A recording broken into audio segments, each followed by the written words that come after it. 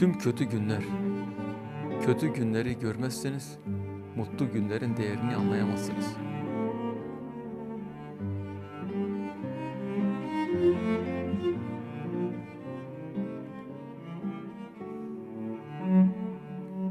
Yağmurda yürümeyi severim. Çünkü kimse gözyaşlarımı fark etmez.